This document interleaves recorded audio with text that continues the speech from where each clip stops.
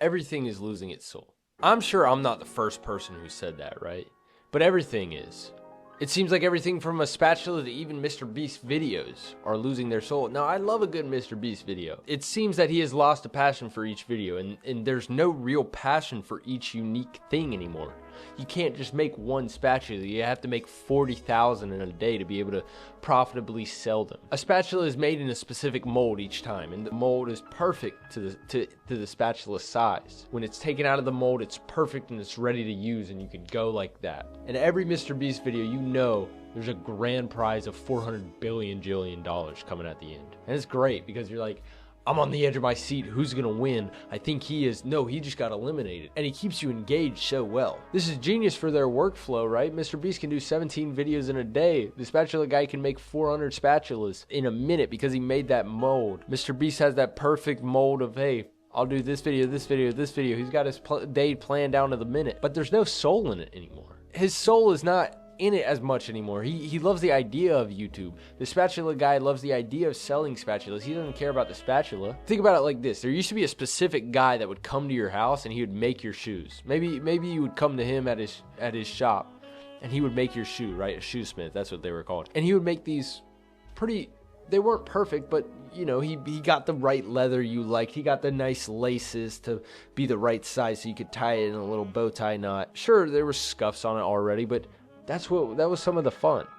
Now you can go to Amazon. You can buy 14 pairs of shoes, and in the same order, you can buy 4 different solar panels, a car battery. Who cares that you got shoes? There's nothing special about buying your shoes like that. There's nothing special about getting a spatula, the same one that your friend has. Maybe stuff got cheaper for us. We don't have to spend like $100 on shoes for a guy to come and make, which nowadays would be like $500, $600, but it's like meaningless now. There's no story for it. There's no actual connection. But hey, these shoes look perfect though. They look professional and all nice.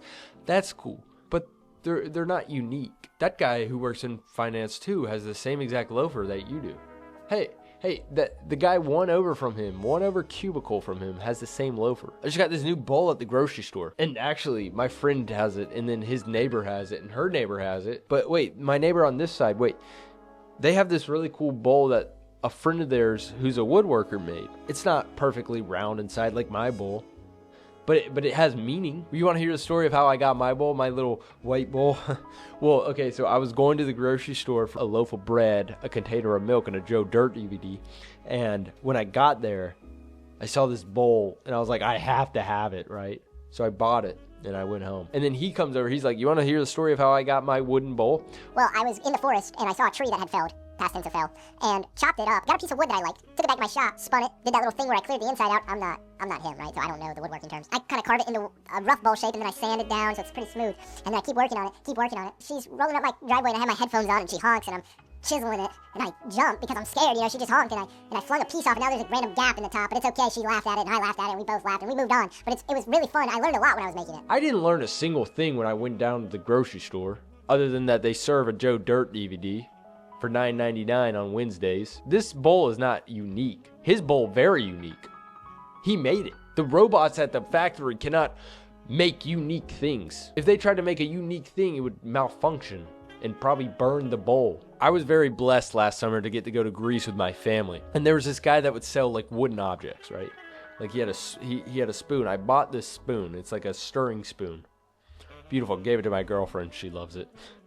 But it's not the most perfectly rounded spoon, maybe. It's got a few bumps here and there. The handle's pretty comfortable. It doesn't have any grooves or anything. It's a wooden spoon. What do you expect? But it's this guy's livelihood. He makes things out of wood that you can take back and be like, look, this is unique. This guy made it. He poured his blood, sweat, and his tears into this. That's a perfectly unique spoon. This video, perfectly unique. Sure, other people may have talked about it. Other people make spoons, but it's my take on it. And I can't remake this if I tried. I'm not going to be able to say exactly what I said. I can make a rough estimate, but I can't edit it the same, make it exactly the same. But Mr. Beast kind of has more of a methodical, scripted video. And he's been doing it for years. I mean, what happens? Contestants come in, or just Mr. Beast. He goes through challenges. They go through challenges. If they win, they get money. If they lose, they're out. They can choose to leave early to win money. But it's not a necessarily unique idea. It's all over YouTube now. Not only has he made those videos, 14 other YouTubers have copied him, word for word almost, to try and get a piece of his success. Are his videos better than mine? Sure. They're probably more entertaining. They're probably funnier. And they probably keep you engaged longer, but not everybody's going to be unique. Mr. Beast was a unique person, but he kind of got out of that for the sake of being methodical and being able to grow. Somebody who's unique will not necessarily be able to maximize their growth. If you put your soul into everything you do, not everybody's going to like it, and that's okay. Not everybody has to like it.